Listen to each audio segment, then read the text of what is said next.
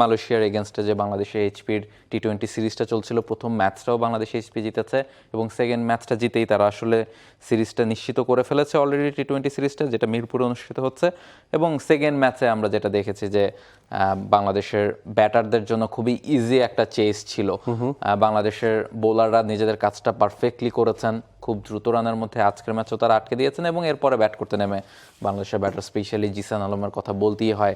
তিনি গত কয়েক বছর ধরেই এই লোকাল ক্রিকেটে তার এই ইন্টেনশনটা দেখিয়ে আসছিলেন। আজকে যে ধরনের অ্যাটাকিং ব্যাটিং তিনি করেছেন সেটা নিশ্চয়ই একটা বড় পাওয়া বাংলাদেশের সিলেক্টরদের জন্য, বা যারা আসলে জিসানের উপর চোখ রাখছেন সে ধরনের ব্যাটিংটাই তিনি করেছেন। আমরা যদি ম্যাচ সামারিটা দেখছিলাম যে মালয়েশিয়া আগে ব্যাটিং করে 105 রানে 4 উইকেট হারিয়ে 105 রান করেছিল এবং সেখানে আবহাওয়াদের রনি একটা বড় ভূমিকা রেখেছিলেন, তিনি 2 উইকেট নিয়েছিলেন। এবং আমরা মিস্টার স্পিনার যারাকে নিয়ে অনেক কথা হচ্ছে রুবেল, তিনি আসলে মাত্র 9 রান খরচ করে একটা নিয়েছিলেন এবং পরবর্তীতে জিসান তিনি মাত্র 21 বল থেকে 57 রানের একটা ইনিংস খেলেছিলেন।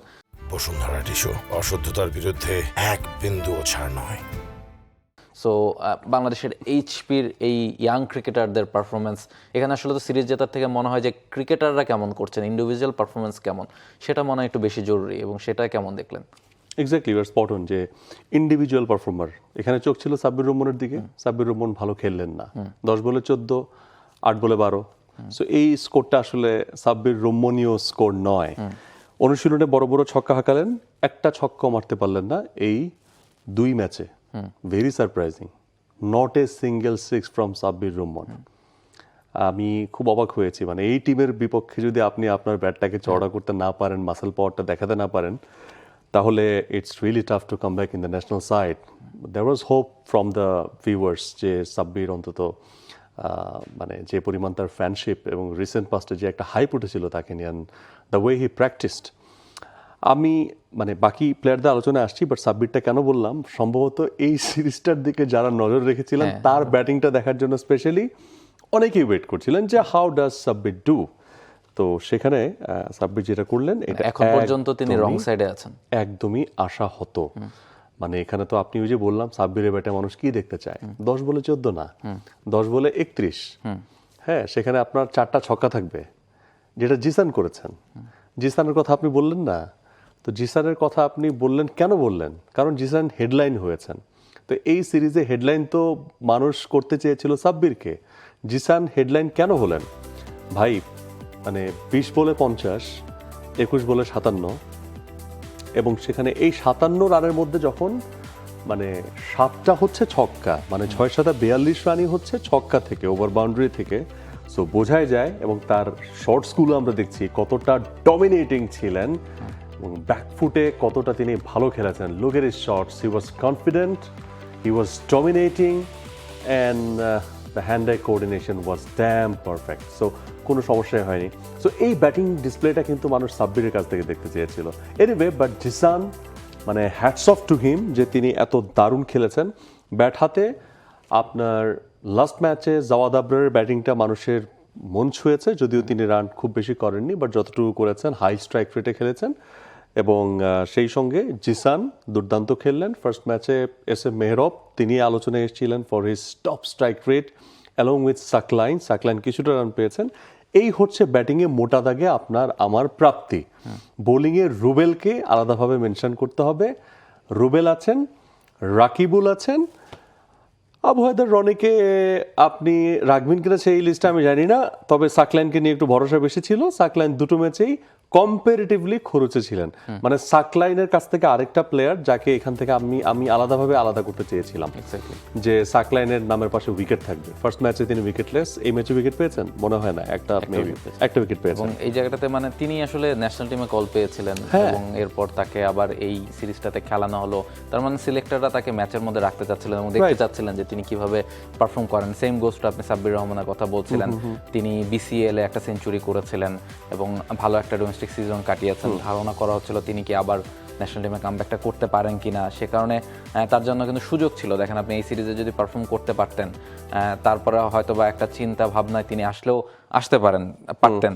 সো সেই সুযোগগুলো তিনি আসলে মিস করেছেন। তবে আপনি যেই নামটা বলছিলেন যে বোলিংয়ে রুবেল, তার কথা, তিনি দুটো ম্যাচে খুব ভালো বোলিং করেছেন এবং আজকের ম্যাচটা আপনি দেখেন যে 4 ওভারে 9 রান খরচ করে একটা উইকেট, এবং বোঝা যায় না যে আপনার স্ট্যাট দিয়ে আপনি সবসময় বুঝবেন না, আপনি ব্যাটাররা বা ম্যাচে বোঝা যাচ্ছে যে তিনি আউট অফ দেয়ার লিগ, ব্যাটাররা তাকে একেবারেই রিড করতে পারছেন না। সো এমন একজন বোলার ডোমিনেট করছেন এই বয়সে, সো সেটা নিশ্চয়ই রুবেলের জন্য একটা বড় প্রাপ্তি এই সিরিজ, এবং বাংলাদেশের দর্শকদের জন্য একটা বড় প্রাপ্তি যে পাইপলাইনে এমন একজন স্পিনার আছেন।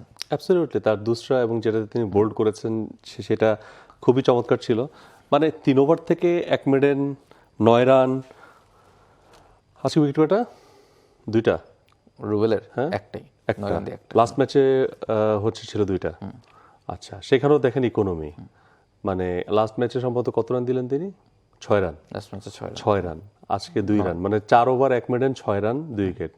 What a figure, and same goes to this match. So যেটা আমি শুরুতেই বললাম যে বোলিংয়ের ক্ষেত্রে যে কিছু ফাইন্ডিং, সো এইটা দরকার। বাংলাদেশ কিন্তু মিস্ট্রি স্পিনার খুঁজছে, রুবেলকে আলাদাভাবে ফোকাসে নেওয়া উচিত এই সিরিজ থেকে, এবং রুবেল নিশ্চয়ই মানে আত্মতুষ্টিতে না ভুগে এই জায়গাটাকে আরও শার্প করবেন, কারণ তিনি নিশ্চয়ই দেখেছেন যে ইন্টারন্যাশনাল সার্কিট কতটা কঠিন। আব্দুল গাফার সাকলাইন তাদের সার্কিটে ভেরি ডমিনেটিং, বাট ইন্টারন্যাশনাল সার্কিটে যখন আসছেন, কম্পিটিটিভ ক্রিকেটে আসছেন, সো ডমিনেট করা ইটস ডিফারেন্ট থিং। রিশাদকে আমরা দেখেছি রিসেন্ট পাস্টে বিগ ব্যাশে চমৎকার খেলেছেন, এসএ টি20তে প্রথম বাংলাদেশি হিসাবে ফিচার্ড হবেন। সো এইভাবে কিন্তু মানে আপনি একটা হচ্ছে যে ডোমেস্টিক সার্কিটে ভালো করছেন, সেখানে টপ উইকেট টেকার আছেন, আর সেখান থেকে ইন্টারন্যাশনাল সার্কিটেও এই একইভাবে ধারাবাহিকতা ধরে রাখা, ডমিনেট করা, অপোনেন্টের কাছ থেকে উইকেট পারচেস করা, নট দ্য সেম থিং।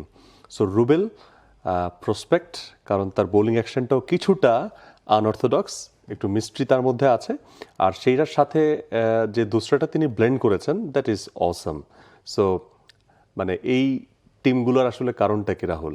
এখান থেকে আপনি প্লেয়ার আস্তে আস্তে বাছাই করবেন, তাদেরকে নজরে রাখবেন, তাদেরকে স্পেশাল ট্রেনিংয়ের মাধ্যমে আপনি আপনার শক্তিশালী উইপনে পরিণত করবেন। সো আমরা আমাদের রাডারে কিছু ভালো প্লেয়ার দেখেছি, এইদেরকে যদি প্রপারলি আসলে ট্রেন করে এবং এদের জন্য প্রয়োজনে আরও স্পেশাল ট্রেনিং দিয়ে, আরও স্পেশাল কোচের আন্ডারে মাঝে মধ্যে আপনি ওই যে 3 দিনের জন্য, 5 দিনের জন্য, 10 দিনের জন্য যদি ভালো ভালো কোচ হায়ার করে নিয়ে আসেন, যে শুধুমাত্র অফ স্পিন স্পেশালিস্ট, দেশের 20টা অফ স্পিনারকে আপনি তার আন্ডারে 10 দিন ধরে ট্রেনিং করান, সো আমার মনে হয় যে এগুলোর রেজাল্ট রাহুল অবশ্যই আসবে। We are really happy to see like Rubel.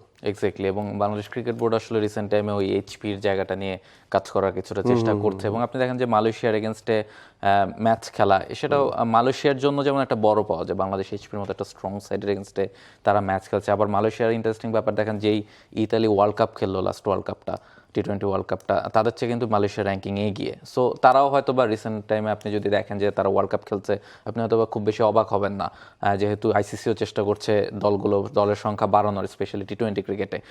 So এই টিমগুলোর সাথে টি20 ক্রিকেটে যে কোনো রেজাল্টই আসতে পারতো, এবং সেখানে কিন্তু বাংলাদেশের এইচপি টিম তারা ডোমিনেট করেই 2টো ম্যাচ জিতেছে। সো তাদেরকে অভিনন্দন জানাতেই হয় যেভাবে তারা পারফর্ম করেছে। তবে আজকে একটা বেশি ডোমিনেটিং, 7 ওভার 3 বলে 100+ চেস করে ফেলা, প্রত্যেকটা বোলারের ইকোনমি 15+ রাখা, জিসানের 7 ছক্কা মারা 57 রানের মধ্যে, এগুলো প্রাপ্তি।